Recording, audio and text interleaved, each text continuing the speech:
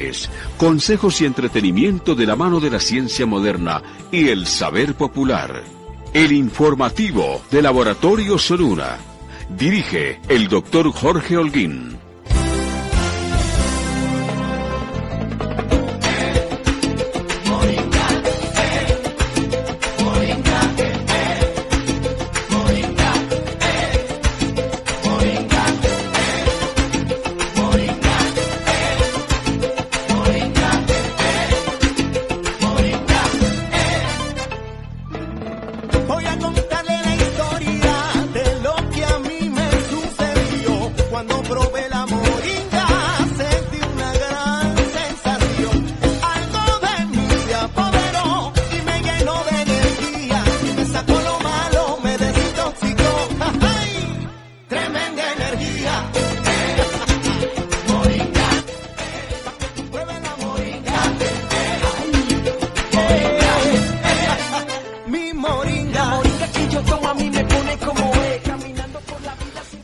A las 9 de la noche, 1 minuto, damos inicio al informativo del Laboratorio Soluna, aquí La Voz de la Raza, 1200 del AM, esta emisora con programación variada, y al Laboratorio Soluna le corresponde el horario nocturno, magazine de salud, con participación de muchos profesionales de la salud de diferentes disciplinas médicas, con el fin de informar, llevar conceptos variados para que las personas que de repente padecen cierto tipo de enfermedades tengan más información acerca de ellas, y también dar luces, pautas, ahondar más en los factores de riesgo, en las causas, para comprender un poco más y poder tener la posibilidad de prevenir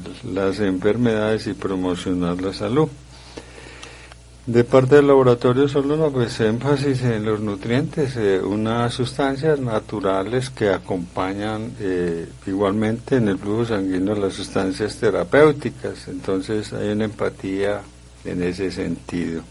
Mi nombre es Jorge Holguín, yo soy director de este magazine de salud.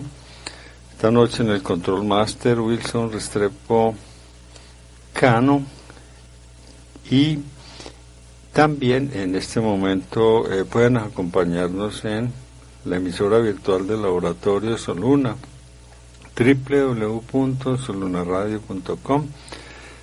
De igual manera, este programa que va de 9 a 12 de la noche hoy, mañana se repetirá, igual que pasado mañana y el lunes, se va a repetir este programa de 3 a 6 de la tarde.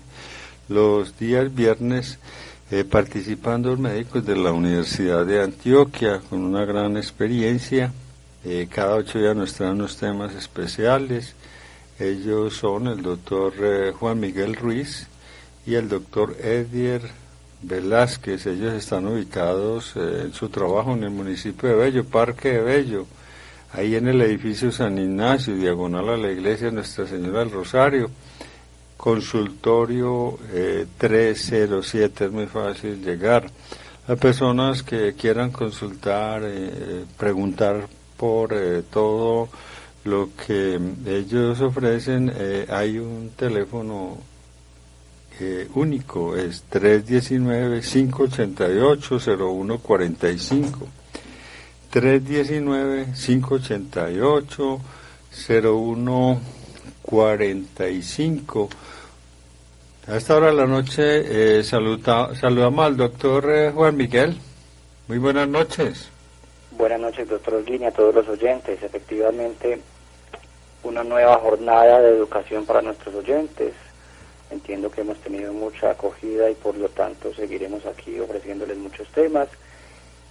Nuestro consultorio, como usted bien lo dijo, se encuentra en una locación muy sencilla, es el parque principal de Bello, ahí encima de Frisbee y de Drogas La Rebaja, contiguo el Laboratorio Soluna. Claro.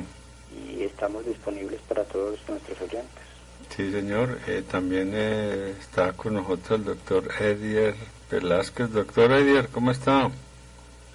Buenas noches, doctor Holguín. nosotros nos hemos enterado de que a la audiencia le ha gustado nuestra intervención sobre educación en temas de salud.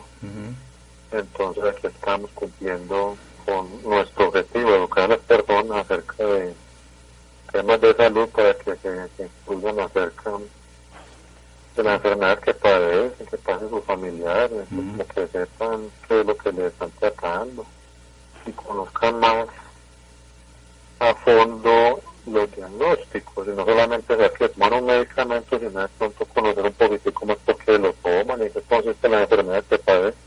Claro, y comprender más sobre las causas, cómo se originaron, las tendencias que tiene él, su familia.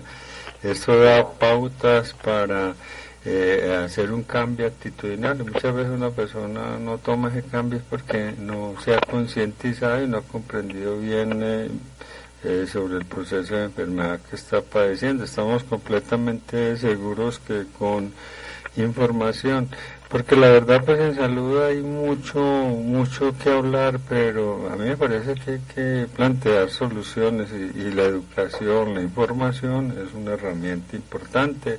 A mí también me han dicho en el laboratorio Soluna, me comentan que les ha servido mucho los temas, le ha dado más luces incluso de los tratamientos que ya están siguiendo, tienen una mayor información y se motivan a hacer algunos cambios que le han ido sirviendo. Anoche estuvimos anunciando que hay un tema para el día de hoy, el tema del asma.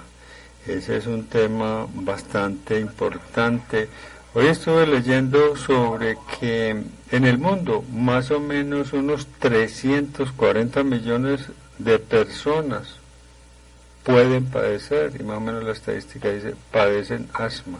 O sea, 340 millones es un número bastante importante por la cual manejar, conocer sobre esto, a no ser de que de pronto si nosotros no tenemos esa enfermedad, alguna persona cercana, familiar o vecino o alguien del entorno laboral, pues conocerlo también nos ayuda. Yo creo que como el programa educativo vamos a partir de la idea de que seguramente muchas personas conocen de asma. Yo sé que sí, porque la audiencia aquí también todos los días de lunes a viernes hay diferentes médicos que participan y muchos han leído, lo han padecido, le han informado, pero para repetir para las personas que están llegando nuevas a la sintonía o que quieren reforzar el concepto que ya tienen, empezar por definir el asma realmente desde el punto de vista médico, ¿qué es? Sí, doctor Holguín, como usted lo dijo, el asma en el mundo afecta aproximadamente unos 300 millones de personas.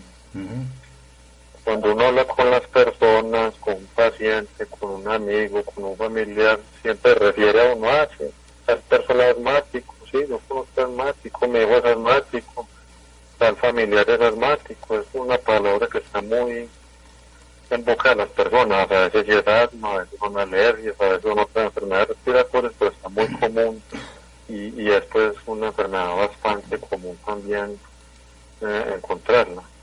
Entonces, sí, unos 300 millones de personas en el mundo. Sí.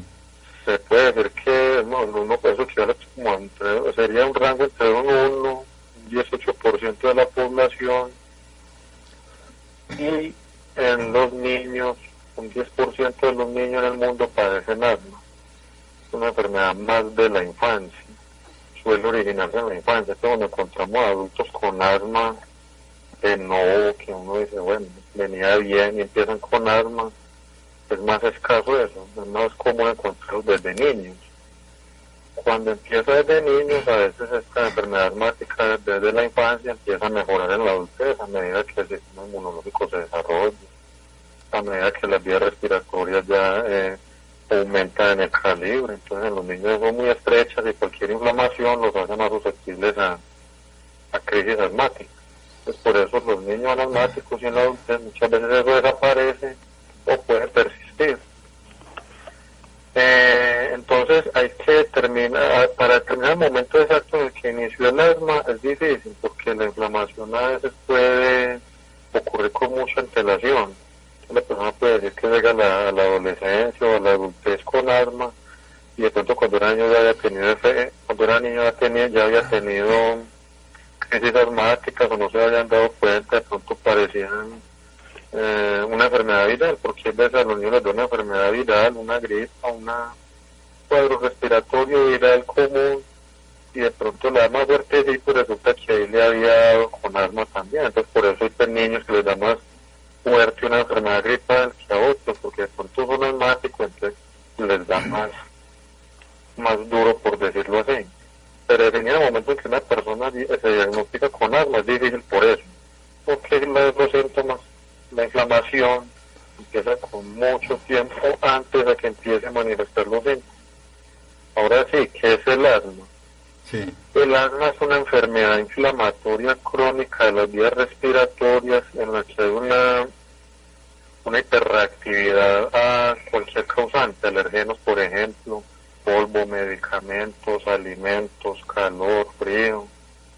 Un sinnúmero de causas que no todas son conocidas, no todas las identifica la persona, pero que le genera una respuesta, una hiperreactividad de las vías respiratorias, llevando a la inflamación, a que éstas se estrechen, a que los músculos que tienen estas vías respiratorias se contraigan, entonces se cierra y es donde empiezan la obstrucción al flujo aéreo. Estas personas que son asmáticas, lo que los caracteriza es que tienen una variación de los síntomas en el tiempo, durante el día, durante los meses. Entonces en un día pueden amanecer muy mal, en la tarde están mejor, en la noche van a estar mal, o pasan días estando bien, meses, y dependiendo del clima se empeoran, entonces varía mucho. No como otras enfermedades tipo EPOC, por ejemplo, que otro día la tocaremos, pero una persona con EPOC, por ejemplo, que digamos que es muy similar al asma, similar no, digamos que hay síntomas similares a una persona asmática. Estas personas siempre están enfermas, siempre tienen la dificultad para respirar, siempre tienen que estar con los inhaladores, siempre están. En cambio el asmático tiene momentos del día bien, momentos de la semana bien, meses bien, y empeora por tiempo. Entonces hay una variación excesiva, así se dice, es excesiva, tanto de pasar de estar muy bien a estar muy mal, o incluso a estar hospitalizado. ¿Qué síntomas tienen las personas con asma? Entonces empiezan a decir opresión en el pecho, respiración ruidosa, sienten que el pecho les silba, sensación de falta de aire, sienten que se alcanzan. Con el ejercicio de pronto desarrollan estas crisis de asma, estos momentos de asma. Entonces viendo el ejercicio, quedo con la respiración, quedo yo no cansado, sino que la persona dice, queda respirando mal, que necesita un inhalador directamente. Hay personas que tienen un asma inducida por el ejercicio. Entonces tiene que tener la persona estos síntomas, esta inflamación, esta variación de los síntomas, y tiene que tener una confirmación espirométrica, en la que se demuestre que realmente hay una obstrucción al flujo aéreo. Obstrucción que es reversible, porque como les digo, es extremadamente variable en los síntomas. Puede ser extremadamente variable, quiere decir que es reversible, total o parcialmente, pero reversa. Y con los broncodilatadores, los inhaladores, ciertos inhaladores, pues va a tener una reversión total o una mejoría franca en el flujo aéreo, que se evidencia en la espirometría. La espirometría es un examen que le hacen a las personas, se le hace mucho a las personas con EPOC. Les ponen una canulita en la boca, un aparatito, les dicen que sople fuerte, fuerte, fuerte, fuerte. De pronto ya muchos habrán visto que le han hecho algún familiar eso, o algún niño con sospecha de asma. Es un examen muy frecuente que se hace en los adultos fumadores. Entonces esta es la espirometría. Ese es el asma. Entonces, como les decía ahorita, el asma, los fenotipos del asma, o sea, el fenotipo, cuando digo fenotipos, son como las características que manifiestan las personas. Entonces la más común va a ser el asma alérgica, que se desarrolla en las personas que dicen puede contacto con una loción, con una crema, con un producto químico, disolvente, gasolina, medicamento, alimentos, harina, polvo, calor, frío, y le desencadena una crisis asmática. La persona ya identifica normalmente qué puede estarle causando, otros no identifican qué es. Esta es la más común, el asma alérgica. Está la no alérgica, en la que son personas que les da el asma, sin un componente alérgico, sin una respuesta alérgica. No hay inflamación por mecanismo alérgico, como se uno cuenta en la expectoración, cuando se hacen análisis del esputo que producen. No hay células inflamatorias eosinofílicas, porque los eosinófilos son los que responden en la alergia, en las enfermedades respiratorias, en este caso el asma. Cuando se mira al microscopio no hay inflamación por eosinófilos. Es un asma que no se sabe dónde viene, le da a la persona y no es una causa alérgica. Esta es la alergia de inicio tardío del adulto. Como les dije ahorita inicialmente, una persona adulta que empiece con asma, uno tiene que mirar que si sea asma, que no vaya a ser un EPOC de pronto, o alguna otra enfermedad pulmonar. Si se ve en los adultos, pero cuando uno ve en un adulto un asma hay que descartar primero que no vaya a ser EPOC o alguna otra enfermedad del corazón, por ejemplo. Cuando ya se encuentra que todo eso está bien, hay que mirar que no vaya a ser un asma ocupacional. Ocupacional quiere decir que venga de lo laboral. Panaderos, personas que trabajan en metalúrgicas, personas que trabajan en plantas de medicamentos, en laboratorios donde experimentan con animales, en granjas, donde trabajen con alimentos de cualquier tipo. Entonces hay que mirar que estas personas no vayan a de pronto de poco o enfermedades cardíacas o que vayan a hacer de pronto un asma ocupacional por el trabajo, algún producto del trabajo que le esté causando el asma. Y otro tipo de asma también es el asma con obesidad, personas que son asmáticas, tienen el asma pero son obesas. Si fueran delgadas probablemente el asma sería muy leve, pero entonces un asma sumado con obesidad da síntomas muy severos y resistente al tratamiento y muy sintomáticos. Pero es por la obesidad, tal vez no por el asma en sí. Si fueran delgados, probablemente el asma se mantendría muy estable.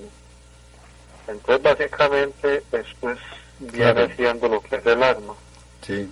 Doctor Edier o doctor Juan Miguel, como para comprender un poquito cómo funciona el organismo, las vías respiratorias y principalmente los pulmones, que es prácticamente el órgano del aparato respiratorio, donde se hace el intercambio y la respiración, cómo funcionan los pulmones y todo el proceso de la oxigenación, como para entender algo, pues cómo funcionan las vías respiratorias. Así es, doctor Holguín. Entonces, el aire que nosotros respiramos, generalmente cuando lo hacemos de manera inconsciente y normal, lo inspiramos a través de la nariz. Por supuesto, todos sabemos que a través de la boca también se puede hacer. Y este aire que está en el medio ambiente tiene que llegar al pulmón en unas condiciones muy diferentes. Tiene que cambiar un poco su temperatura y ser depurado de algunas impurezas que suele tener. Entonces, a través de las fosas nasales o narinas entra el aire por lo general, y a través de las trabeculaciones, vellosidades y, digamos, túneles que hay en la nariz, debe llegar a la laringe ya un poquito más caliente y sin impurezas grandes. Entonces esto es como un primer filtro que tiene el aire. En la laringe y en la faringe también, que es una tubería importante, se filtran grandes impurezas. Obviamente al llegar el aire a la tráquea ya tiene que estar sin partículas grandes que afecten el pulmón, ¿cierto? Entonces en la tráquea, ¿qué empieza a hacer el aire? La tráquea empieza a dividirse en bronquios, ¿cierto? Todo esto que ya estamos hablando son tuberías. Y cada bronquio se va subdividiendo cada vez en tuberías más pequeñitas, hasta llegar a 19 subdivisiones, 19 generaciones de tuberías, llegando finalmente a una tubería muy pequeñita que ya es el bronquiolo terminal. Y este desemboca en un saco, digamos, en una bolsita que se llama el alvéolo. El alvéolo no es más pues que la bolsita en donde se da el intercambio de oxígeno. A este alvéolo llega entonces una serie de arterias que transporta la sangre. Entonces, ese oxígeno que respiramos en este alvéolo, que es un centro de intercambio, tiene que llegar a la sangre transportado por un glóbulo rojo, que recordábamos que era esta célula en forma de plato que tiene esta proteína hemoglobina que nos va a llevar el oxígeno a la sangre. Y el glóbulo rojo que llevaba una partícula de CO2 en este alvéolo también hace un intercambio, o sea, recoge oxígeno y deja CO2 para que por esa misma tubería el pulmón bote CO2, que es un producto de desecho.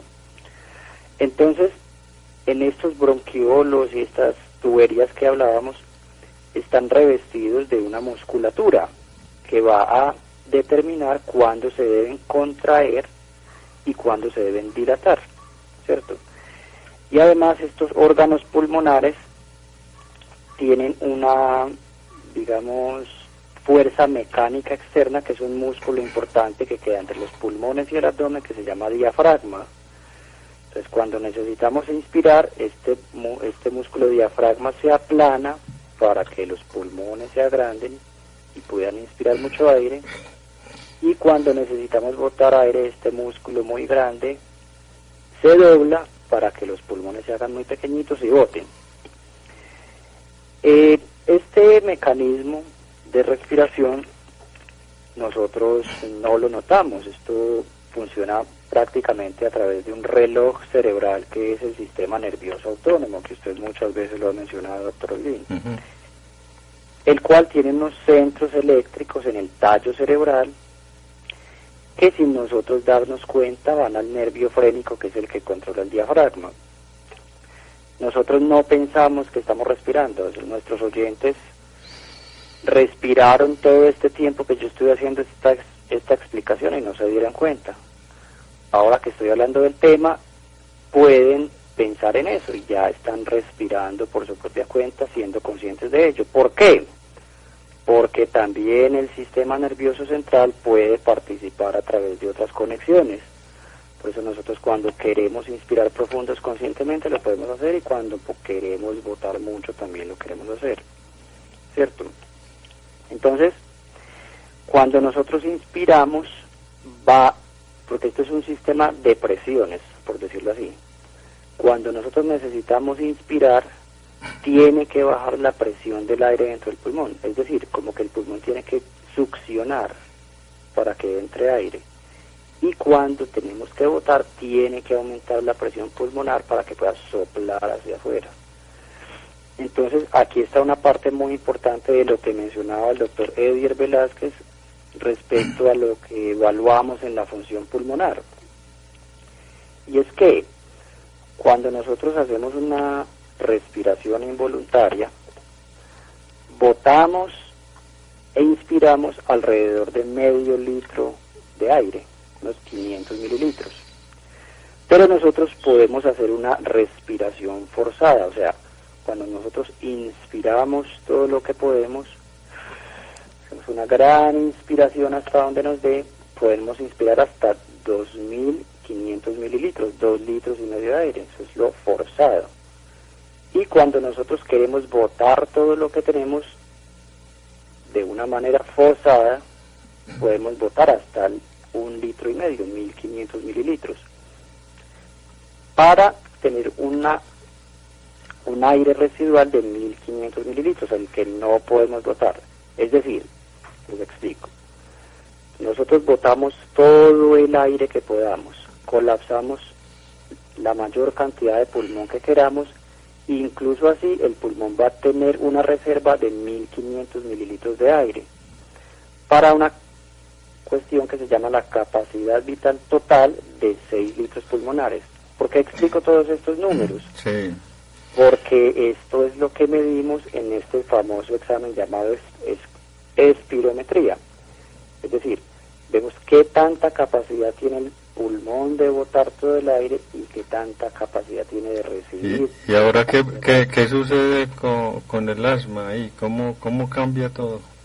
Bueno, efectivamente, entonces en el asma estos estímulos que explicó el doctor Edir Velázquez, ejemplo, virus, alergenos, clima frío, estrés, tabaco, polvo u otros factores desconocidos, lo que van a hacer en las personas propensas a sufrir el asma es tener una respuesta inflamatoria exacerbada, mediada, como dijo él, por células como eosinófilos, neutrófilos y macrófagos, que son células del sistema de las defensas del cuerpo, y muy particularmente unos linfocitos que se llaman los linfocitos TH2, linfocitos ayudadores de un tipo de inmunidad que se llama humoral, los cuales a través de los linfocitos B, otras células importantes de la defensa, van a descargar una sustancia que se llama inmunoglobulina E.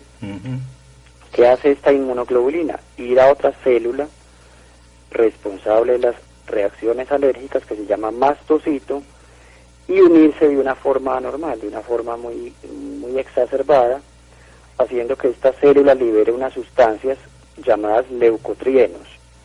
También el mastocito, cuando bota mucha histamina, por ejemplo, es la que produce estos brotes alérgicos y estas ronchas. Pero para nuestro tema de hoy vamos a decir que este mastocito libera el leucotrieno. ¿Y qué va a producir esto? Las tres características principales en la tubería respiratoria.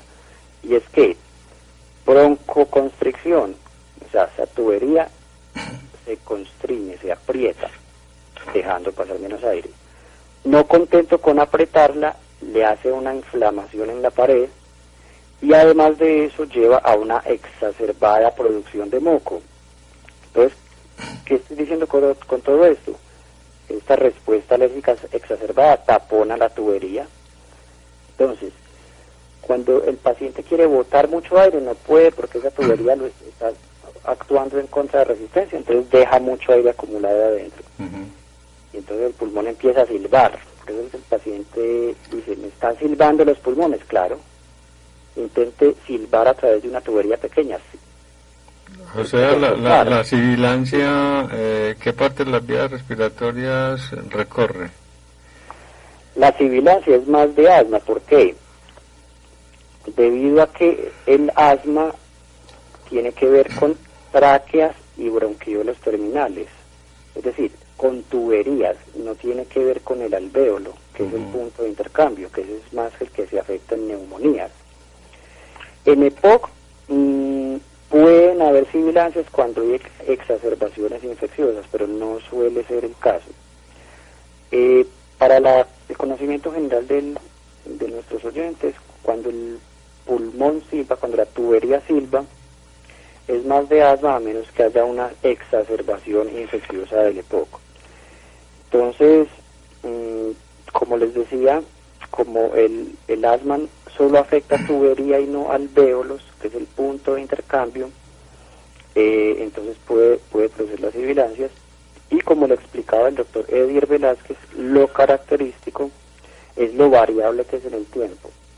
O sea, la persona con EPOC siempre va a estar mal. En cambio, la persona asmática puede estar un día perfectamente bien, se expuso al alergeno que le afecta y al otro día está malísimo. Y al siguiente, después de cierto tratamiento, ya está nuevamente muy bien. Doctor Juan Miguel, aquí surge una inquietud entonces. ¿Toda dificultad respiratoria es asma o no toda? No toda dificultad respiratoria es asma, porque es que eso es lo que dice la gente. De pronto tiene cualquier dificultad en el medio asma, medio alergia, y no siempre es así. Todo depende de qué, de la persona, de qué enfermedades padezca, de si es alérgico o no, de si es hipertenso, de si es diabético, de si tiene el sistema inmune deprimido.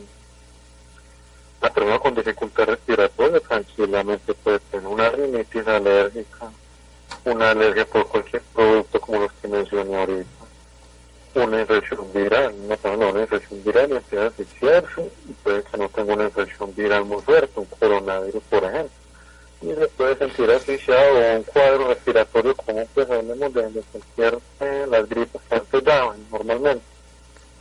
Entonces eso puede una dificultad respiratoria, una neumonía, el EPOC también, la obesidad puede dar dificultad respiratoria, la falla cardíaca cuando el corazón ya está, ya no cumple su función, ¿por qué? Por hipertensión, por diabetes, por enfermedad cardiovascular, pero el corazón no falla por alguna causa. En un infarto agudo de miocardio también suele debutar en muchas personas con disnea. No solamente el infarto da con dolor de pecho. Una persona puede estar empezando a asfixiarse y es un infarto agudo de miocardio sencillamente. Tumores en el cuello, en cualquier trayecto de las vías respiratorias o con que tenga contiguidad con las vías respiratorias en el cuello. Un bocio, por ejemplo, también puede ser una causa de disnea. Edema laríngeo, angioedema, cuando hay respuesta alérgica por algún medicamento, por ejemplo. Una persona alérgica a la penicilina puede darle una alergia, no un shock anafiláctico, que es el caso severo de la alergia por penicilina, pero puede darle, digamos, un edema importante de vías respiratorias sin llegar a ser un shock anafiláctico, pues normalmente cuando ya compromete la respiración, pero es un signo de alarma. Una persona que aplicó una penicilina y empieza con dificultad respiratoria, pues probablemente es un shock anafiláctico, pero podría ser otra causa de dificultad respiratoria sin ser asma. El reflujo gastroesofágico es otra de las causas también digamos, de sensación de dificultad respiratoria. No es que de dificultad respiratoria, pero cuando el reflujo gastroesofágico llega hasta la glotis y alcanza a introducirse por la tráquea, pues es que inmediatamente se cierra ante cualquier estímulo que es una forma de defenderse del pulmón. Todo lo que llegue ahí se cierra inmediatamente para que no entre nada al pulmón. Cuando el reflujo es tanto que llega hasta la parte de allá o llega muy arriba, la tráquea se cierra, tiene una tapita como para prevenir y decir, bueno, no vaya a entrar nada por el pulmón. Entonces de dificultad respiratoria, cuando se hace crónico el reflujo gastroesofágico empieza a irritar esa parte, entonces se inflama en la entrada de la tráquea y empieza también a tener dificultad respiratoria, incluso. Yo le pregunto, ¿cuál sería así como algo característico? ¿Cuál sería como el diagnóstico diferencial pues del asma? El diagnóstico diferencial del asma hay que ver, pues lo principal en un adulto hay que ver que no sea un EPOC. Una enfermedad del corazón también. Cuando es algo agudo uno dice, bueno, que no haya un infarto. La falla cardíaca se da más crónico, más con el tiempo, a medida que está evolucionando, la persona dice que se cansa, que se asfixia muy rápido, pero también se hincha, también retiene líquido, no orina casi, entonces hay que diferenciarlo mucho con enfermedades pulmonares de otro tipo, dependiendo del tiempo que esté durando. Si es muy agudo, un infarto, una neumonía, una infección, una alergia. Si es crónico, el EPOC, una falla cardíaca, tumores, por ejemplo, crecimiento de la glándula tiroides, un bocio. Entonces hay que mirar todas estas situaciones en la persona. No es bueno que todo el mundo se diagnostique con asma, porque por eso ahorita cuando empecé el programa dije, la gente dice, es que tiene asma, es que tiene... diagnostica, entonces cree que cualquier dificultad respiratoria es un asma, y no es así. Entonces, aquí una parte muy importante de la clínica es lo que comentábamos ahorita de la variabilidad. Sí. Una persona con asma está un día bien y un día mal. En cambio, una persona con falla cardíaca está todos los días mal y tirando a empeorar, mismo con un EPOC.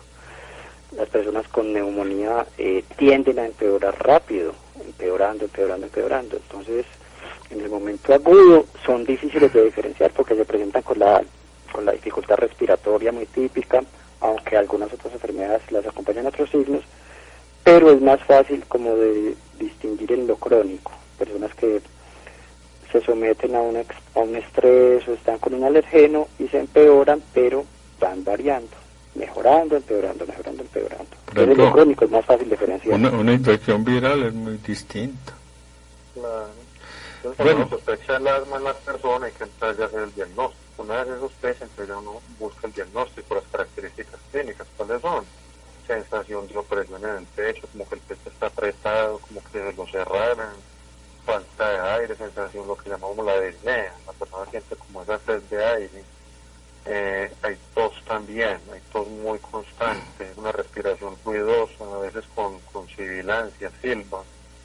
Y estos síntomas son muy variables en el tiempo, es como dijo ahorita inicialmente. Muy bien, ¿les parece que antes de seguir pues con el programa sobre el asma, yo quisiera recordar que el doctor Edgar Velázquez y el doctor Juan Miguel Ruiz son médicos de la Universidad de Antioquia, ya llevan como 6-7 años de experiencia, han trabajado en diferentes instituciones de salud. Ellos atienden en el municipio de Bello, en el edificio San Ignacio, consultorio 307. Entra uno ahí por la rampa de Droga La Rebaja y eso prácticamente parece un segundo piso muy descansado. Quienes quieran tener, digamos, la consulta, también la expedición de certificados médicos, control prenatal, medicina, pues en general, muchos servicios. Hay un contacto, el 319-588-0145. Pueden tenerlo en cuenta, 319-588-0145. Aquí viene tal vez uno de las inquietudes que pues a mí me gusta plantear, porque cuando uno conoce como las causas, los factores de riesgo, da mucha idea de qué podría uno evitar, cómo podría contribuir al proceso terapéutico en el caso que se tenga asma o que se tenga esa tendencia a padecer el asma. ¿Cuáles son las causas y los factores de riesgo más importantes en el asma? Doctor Ulvin, lastimosamente uno de los más importantes no es reversible ni evitable, y es la genética. Bueno. Hay gente que simplemente tiene una hiperreactividad de las vías bronquiales, es decir, estimulado con ciertos alergenos, simplemente la respuesta inflamatoria va a ser muy severa. Pero ¿cuál es la buena noticia? Muchas personas pues notan que los niños son asmáticos y que tienen muchas exacerbaciones y muchas hospitalizaciones, pero la gran mayoría para los 6 años ya les mejoraron las exacerbaciones asmáticas.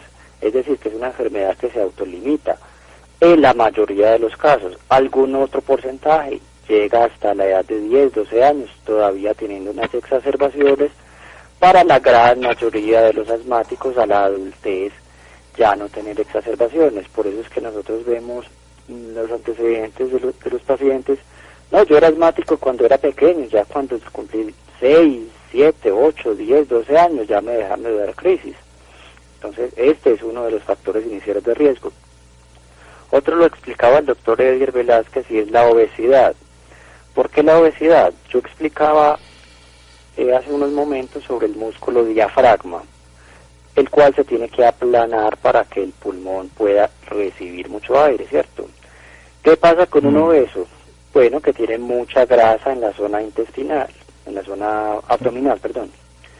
Entonces este diafragma no tiene para dónde moverse, no tiene buena movilidad, limitando una cosa muy importante que yo decía, que es esa capacidad vital total. Es decir, que el pulmón no tiene buen espacio para expandirse, por decirlo así. Por lo tanto, aunque puede mover esos 500 mililitros que movemos normalmente, ¿qué pasaría si además de eso inflamamos la vía? Pues que el pulmón no tiene para dónde más coger, digamos, reserva. Por esa razón las personas obesas y asmáticas tienen un riesgo importante. Otro riesgo importante, los alergenos. Hay diferentes alergenos, polen, polvo. Bueno, como alguna vez lo explicamos, cada quien puede tener una alergia muy específica. Hay un alergeno que nosotros no comentamos casi, y son los ácaros que hay en los colchones. Este es un importantísimo factor de asma. Personas que tienen exacerbaciones asmáticas, no es el polen, no es el frío, no es el polvo.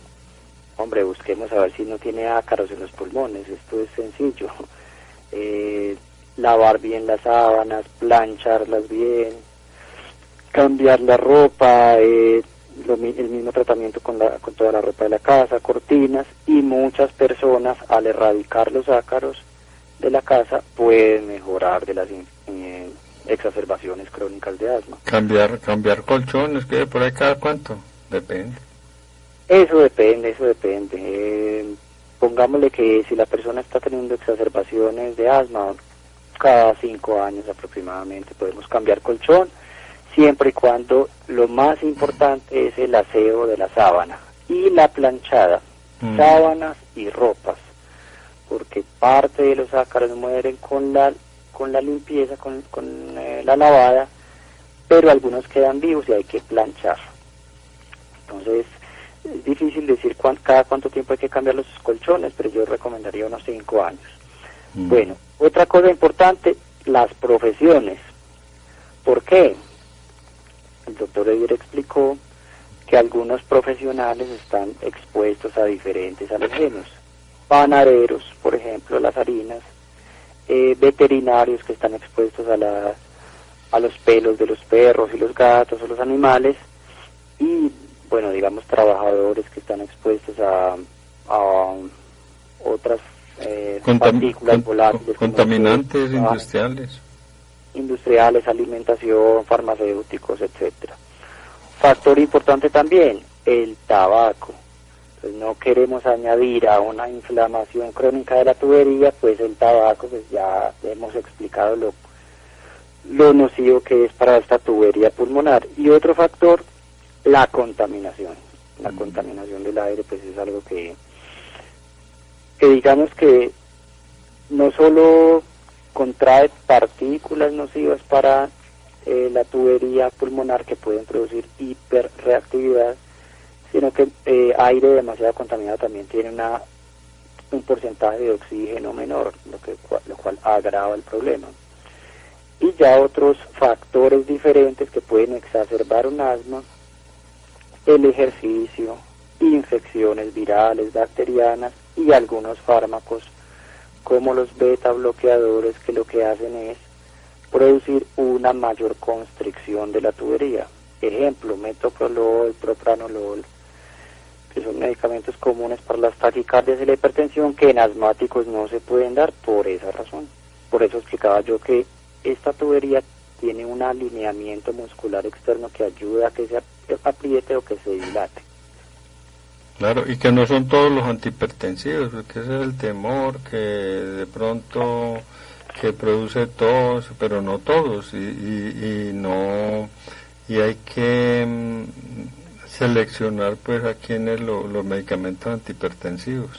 Así es, doctor Holguín. Recordemos que los que producen tos en todo caso son por otro mecanismo. Entonces, por eso es que nosotros les recomendamos a los pacientes no automedicarse. Que mi mamá resultó hipertensa, démosle no. El médico, según sus antecedentes, edad, etcétera, escoge cuál es y cuál no. Claro. ¿Qué porcentaje de entre las causas es la genética, más o menos? La genética es un gran porcentaje, póngale usted 70%. Mucho. 70%. Más del 50%. Sí, seguro. O sea que realmente esa parte es la difícil de cambiar. Con esa no se puede avanzar tanto, sino en los otras causas. Así es, y por supuesto como no es digamos cambiable, no se puede mejorar, pero la buena noticia es que con el mismo tiempo la gran mayoría mejora, y lo que hay que hacer es no añadirle otros factores para que no empeore el pronóstico. Bueno, una inquietud es, por ejemplo, ¿en qué porcentaje, digamos, un niño es asmático, cierto? En los primeros 7 años de la vida, ¿qué porcentaje de los niños asmáticos en adultos mayores pueden ser asmáticos? No, menos del 5%. Esa es la gran noticia. O sea, claro, esa es buena. De 100% de niños asmáticos, a la edad adulta menos del 5% son asmáticos. O sea que a pesar de que la genética es el mayor factor, no es tan importante ya en la adultez. Sí, evoluciona a favor. A favor, exactamente. Bueno, ya muchos están preguntando qué tratamientos disponibles hay o no hay tratamiento, porque hay veces que dicen, no, ahí no hay nada que hacer. Hay tratamientos, ¿cuáles son los más importantes? Bueno, primero de todo que queremos invitar a nuestros oyentes a que separen sus consultas de medicina general en cualquier tema, y allá lo esperamos con los brazos abiertos en el 319-588-0145. Muy fácil llegar, Parque Bello, entrar por Droga La Rebaja, al frente de la iglesia del Parque Bello. No hay forma de perderse. Sí. Muy fácil llegar, muy buen transporte, metro, bus, por donde sea, es muy fácil llegar al Parque Bello. ¿Este fin de semana que hay consulta o el lunes mejor? Mañana es festivo y toque de queda, entonces Sí, ¿no? en estos días estamos respetando la ley, y si la indicación es toque de queda, pues toque de queda. Ahora, si hay alguna persona, claro que mañana es festivo, pero No, si mañana es festivo. Si alguna persona necesitar una cita un sábado mientras estamos en toque de queda, la separa y se puede atender también. Claro, pero el lunes no. está bien, pedirla para el lunes o martes está Sí, bien. para el lunes tampoco tiene que ser con urgencia, pero sí, la persona llama y se le resuelven todas sus dudas y se le agenda la cita lo más rápido posible. Pero ustedes pues no atienden urgencias realmente. No, urgencia no. No. Solamente la consulta general, claro, un servicio de urgencia requiere ya otro tipo de Otro nivel de atención. herramienta, otro nivel de atención. Claro. Bueno, sobre los tratamientos, ¿qué pronóstico? O sea, los tratamientos, ¿cuánto mejora? ¿Cuánto mejoran? ¿Qué tratamientos hay? Antes que nada hay que mirar primero qué queremos nosotros mejorar con el tratamiento. Una persona, ya hablamos de los volúmenes pulmonares, cuántos mililitros expulsa una respiración, cuánto de maneja, que una respiración normal son 500 mililitros. ¿Qué queremos nosotros mejorar con el tratamiento? Hay un valor que se llama la capacidad vital forzada. ¿Qué es la capacidad vital forzada? Es eso que hacemos en la espirometría, en el que le decimos a la persona tome aire lo más que pueda y bótelo fuerte lo más que pueda. Ahí en esa circulación de la inspiración y la expiración del aire están yendo aproximadamente 3 a 5 litros, ¿verdad? Que ya es mucho más de lo que se mencionó ahorita, los 500 mililitros. ¿Pero por qué? Porque es forzada. La necesitamos forzada para el diagnóstico. ¿Por qué? Porque necesitamos ver qué porcentaje de esos 3-5 litros es capaz de expulsar la persona en el primer segundo. Esa capacidad que tiene la persona en un segundo, luego de tomar toda la inspiración, en el primer segundo que lo bota, eso es muy importante para definir la mejoría o el compromiso de la obstrucción al flujo aéreo. Entonces le decimos a la persona, tome esto cuando hacen los diagnósticos con la espirometría, porque nosotros no hacemos ese examen, uno le dice haga la espirometría en un laboratorio ya que la persona quiera o uno le recomienda. Entonces necesitamos saber los valores para poder saber qué vamos a mejorar y si el tratamiento sí le está sirviendo o no. ¿Por qué? Porque la persona tiene que botar el 80% de ese aire en el primer segundo cuando lo respira forzadamente. Esos valores vienen en porcentaje, no se van a dar en cantidad de litros, lo miramos en porcentaje. Entonces tenemos que tener que la persona se mantenga siempre por encima del 80%, 70-80%. Entonces de esos 3-5 litros la persona tiene que estar juntando el 80% en el primer segundo, más de ahí, menos de ahí, hay una obstrucción muy fuerte. Ya que tan fuerte o no, ya mientras más bajo el valor, más fuerte está. Está el otro valor que es el flujo expiratorio máximo, es la cantidad de litros que una persona es capaz de movilizar por minuto. Todo depende de la edad, pero normalmente una persona puede estar movilizando 400, 500 litros por minuto, dependiendo la edad, en forma forzada. Entonces, ¿qué buscamos en la persona? Que mejore esto, la expiración, la cantidad de aire que es capaz de botar en el primer segundo poniéndolo en una expiración forzada, y la cantidad de litros que es capaz de movilizar por minuto. Con estos dos parámetros es que vamos nosotros a ver el tratamiento. Entonces, ¿qué hacemos nosotros con eso? Tenemos que buscar el tratamiento de las crisis asmáticas, las que le dan en forma aguda a la persona. Eso es cuando utiliza la persona los inhaladores, que por cierto esos inhaladores como el salbutamol son solamente para rescate, cuando la persona, cuando uno le indica como médico, tiene que ser ordenado por el médico, no cuando la persona cree que tiene asma.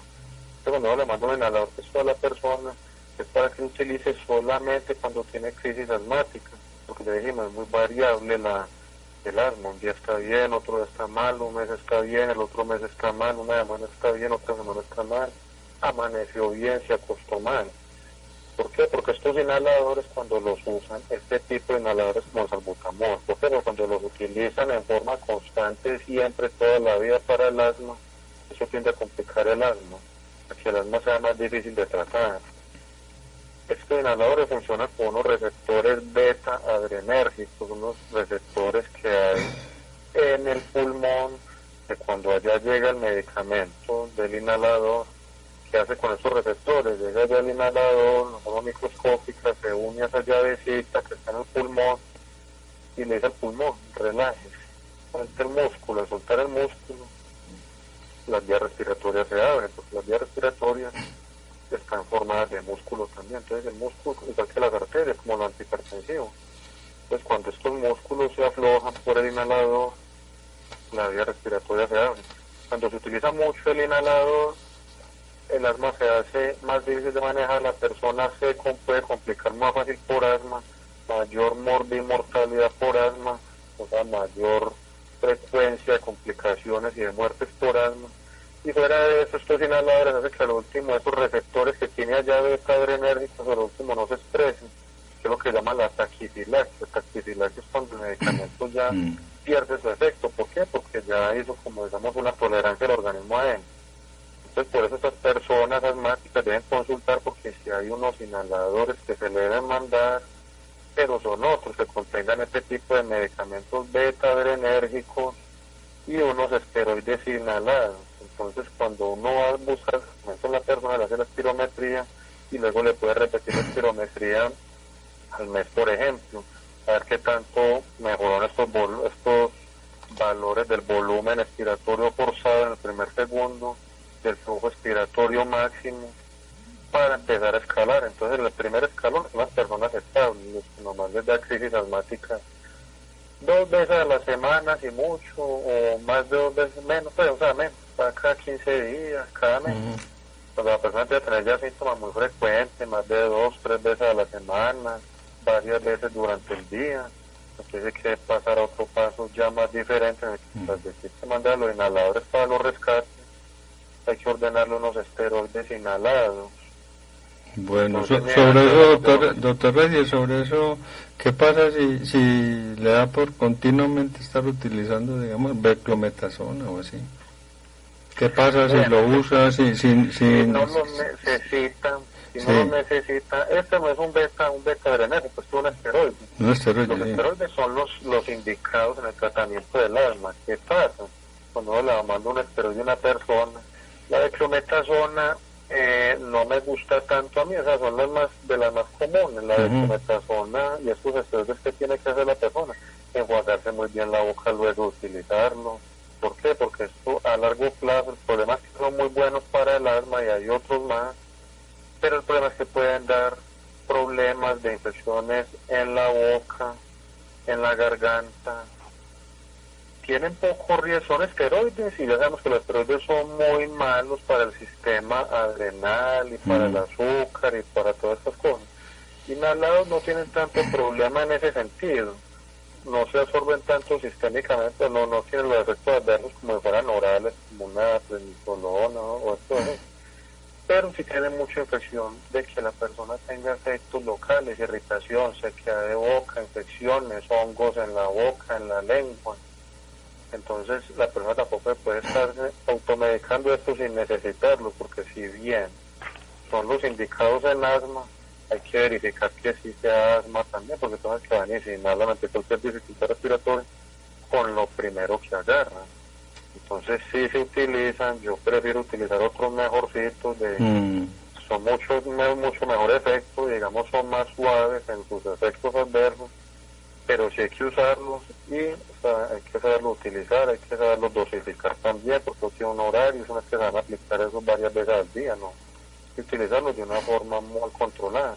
Entonces ya pasamos al segundo escalón, en donde miramos a la persona donde es muy sintomática, que tiene más que las crisis, ya es muy sintomática, entonces hay que mandarle los esteroides inhalados. Cuando eso no funciona, hay que seguir dando esteroides inhalados a mayor dosis, hay que ir aumentando la dosis, ir pensando en otros medicamentos que se llaman antileucotrienos, que bloquean receptores de leucotrienos. Los leucotrienos, que son una sustancia inflamatoria, que están en la vía respiratoria y son los causantes de estas enfermedades respiratorias, por ejemplo, como el asma principalmente. Hay que empezar a pensar en otros medicamentos, aumentar la dosis de esteroides.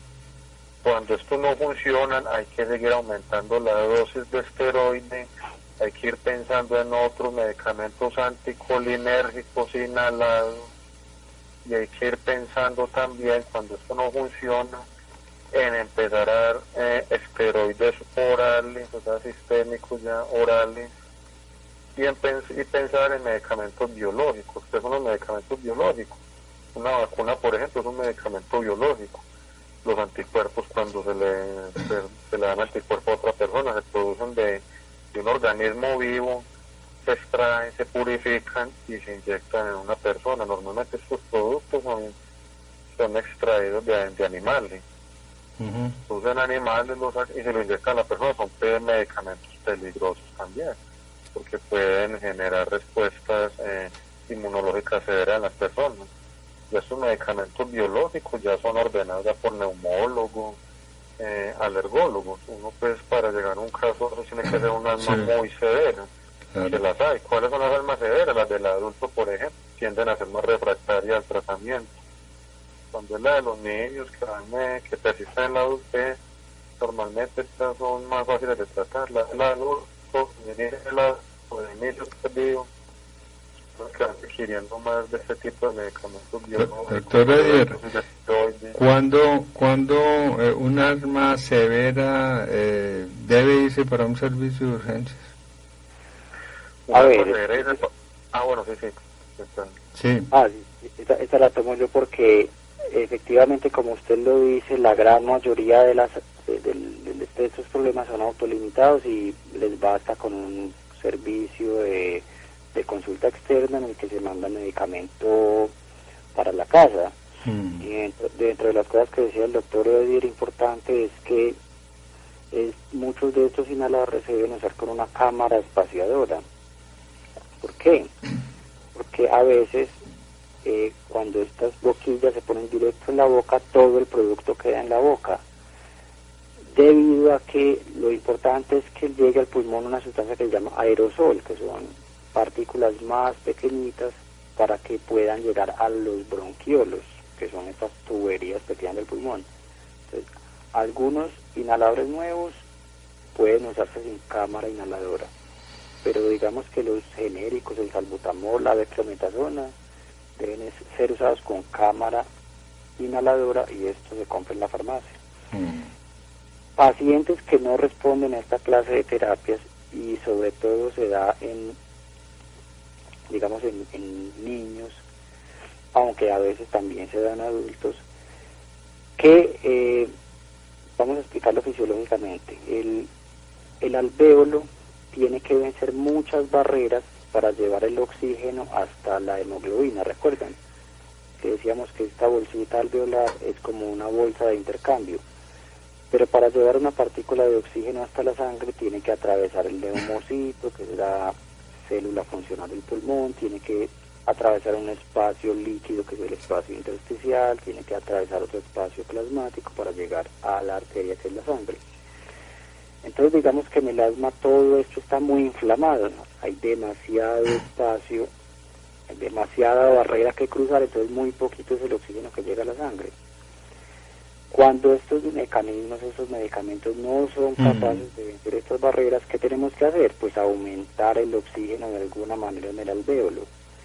Entonces, en pacientes así, que ya presentan una disnea importante, o sea que están muy mal, que no son capaces de respirar, tenemos que asegurar que a esta tubería, a esta bolsita, llegue demasiado oxígeno, pero para que por lo menos llegue lo necesario a la sangre, y ahí es donde pasamos a las ventilaciones mecánicas. ¿A hiperventilación? Exactamente, o poner oxígeno a altos porcentajes. Entonces ahí es donde el paciente tiene que usar una cánula nasal, o cuando el caso se va agravando tenemos que poner una máscara de no reinhalación, que son otros mecanismos con mayor cantidad de porcentaje de oxígeno, y en los casos severos incluso hay pacientes a los que hay que intubar. ¿Y qué es esto? Poner un tubo en la tráquea atravesando las cuerdas vocales para asegurar que haya un gran porcentaje de oxígeno en la tubería y el suficiente llegue a esos glóbulos rojos de la sangre. Afortunadamente no es grande el porcentaje de pacientes que llegan a estos desenlaces, pero no es despreciable, y cuando el tratamiento no está bien hecho, cuando hay factores de riesgo importantes, pueden llegar. Claro. Bueno, y sobre esto es que el asma se menciona entre la gente como algo muy común y benigno, pero el asma se puede complicar o ser fatal en un momento determinado. Sí, efectivamente, cuando no están bien controlados los factores de riesgo, cuando el paciente tiene una hipoxemia, y es decir, no está llegando el suficiente oxígeno a estos glóbulos rojos, y recordamos que este oxígeno es el que va a llegar a los órganos a producir las labores de energía, y hay órganos que son muy sensibles a este oxígeno bajito, el principal de ellos, el cerebro. Entonces, cuando nosotros constantemente por estas tuberías inflamadas no estamos asegurando que el suficiente oxígeno llegue a la sangre, entonces pueden ocurrir desenlaces fatales en donde el médico, si no es capaz de hacer control con medicamentos, ya sea en el ámbito de consulta externa o a través de la vena en el ámbito hospitalario, tendrá que recurrir pues a estas medidas más severas, oxigenar de manera mecánica y digamos más invasiva pues los pulmones. ¿Quién puede manejar el oxímetro y todo esto? ¿Lo puede manejar el paciente? ¿Tiene que manejarlo el médico? El paciente puede comprar su oxímetro. Lo importante del oxímetro es unos consejos que les damos. El oxígeno tiene dos valores. Uno es el de la frecuencia cardíaca. Entonces muchos pacientes dicen, estoy saturando 65. No, señora, está leyendo la frecuencia cardíaca. Claro. La saturación se lee el número que tiene un porcentaje. Por lo general, la persona debe oxigenar mayor del 90%. Hay unas personas con falla cardíaca o con un EPOC de base en donde aceptamos un poquitico menos del 90%, pero la generalidad es que todos debemos saturar más del 90% y que debemos ponernos ese pulso oxímetro cuando la mano esté caliente. A veces cuando nosotros tenemos las manos frías y nos ponemos un pulso oxímetro nos pueden dar saturaciones falsamente bajas. O sea, y en la compra de un oxímetro, ¿es bueno comprarlo más y que lo ofrecieron en internet o es mejor el que le indique el médico? Pues, hombre, yo diría que lo pueden comprar, sí. Con unas buenas especificaciones, pero yo creo que es importante que un médico lo revise porque de pronto no hace bien la lectura. Es bueno que el paciente lo lleve al consultorio para claro, que lo enseñemos a usar y para comprobar si, por ejemplo, lo podemos comprobar en un paciente sano, que el médico se lo ponga y que lo compare con lo que le da al paciente, a ver si da una medición relativamente confiable. Hay que estandarizarlo. Todos estos pulsoxímetros son chinos y realmente yo he visto ya varios y hay unos que vienen de marcas muy sofisticadas, pero normalmente los que son el pulsoxímetro, que es para el dedo, todos son iguales, todos son chinos, no, todo viene de China, pero estos que son así portátiles yo puedo verificar varios y son muy coincidentes los números, son buenos. La fabricación de esto tiene muy buena tecnología y es confiable. Y de hecho uno mira y uno se utiliza en los hospitales cuando es el de pulso, pues el portátil, porque también hay otro que es de pulso, pero ya son equipos médicos, ya directamente equipos de uso profesional, y cuando uno lo compara con estos, los valores son muy similares. Entonces yo diría que son confiables y es bueno cuando la persona lo utilice, si se puede utilizarlo bien, con las indicaciones que dijo aquí el doctor Juan Miguel, no tener la mano fría, no tener la extremidad levantada, pálida, porque con seguridad se lo pone con la extremidad levantada y le va a marcar bajito.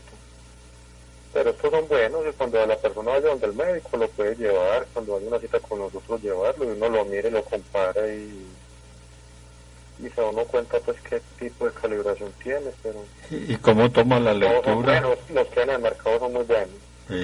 Y saber que no vaya a confundirlo con la frecuencia cardíaca. Entonces lo llaman y dicen la frecuencia cardíaca.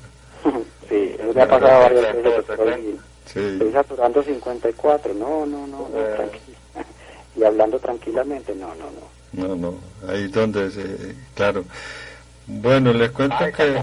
Tampoco mantenerse tomando siempre toma seriedades de la saturación de oxígeno, porque es que una persona camina, o llegó de la calle y se lo midió, le marcó 90, 89, se la midió mal, tenía el corazón rápido, la frecuencia cardíaca rápida, si la frecuencia cardíaca está muy rápida, el pulso oxímetro no va a marcar bien, entonces le puede marcar un falso valor bajo. Entonces, como tiene que hacerlo tomar, la persona tiene que estar en reposo, no estar cansada, no haber terminado una actividad física, porque si frecuencia cardíaca elevada o consumo de oxígeno, va a salir un valor falso de una sola vez. Entonces, por eso el pulsómetro no es de que lo puso y lo que marcó eso fue ya, no. Hay que verificarlo en la otra extremidad, descansar, a ver cuánto le marca. Muy bien, yo creo que interesante. Mayor información, yo creo que en una hora es muy difícil explicarlo todo. Las personas que quieran tener una evaluación, seguro muchas personas que están escuchando que padecen esta enfermedad o familiares, o que quieran prevenir, o sea, porque tienen antecedentes familiares, también sería una buena motivación para prevenir o llevar los niños, en fin. De todas maneras, yo les agradezco por la información y yo sé que los oyentes captan que la intención es crear un programa educativo, que no solamente sea ofrecer una consulta médica, sino que también la idea es hacer partícipe pues a los pacientes y que entiendan un poquito más sobre la enfermedad. Quiero recordar que en el municipio de Bello hay un contacto en el edificio San Ignacio, consultorio 307, es el 319-588-0145. 319-588-0145. Doctor Eider, ¿cuál es el teléfono? 319-588-0145. Doctor Juan Miguel, ¿cuál es el teléfono? 319-588-0145. Gracias por la información y seguimos en contacto. Muy bien. Gracias, doctor Olguín. Muy bien. Doctor Olguín. Bueno, vamos a anuncios, Wilson, en este momento. El informativo de Laboratorio Soluna.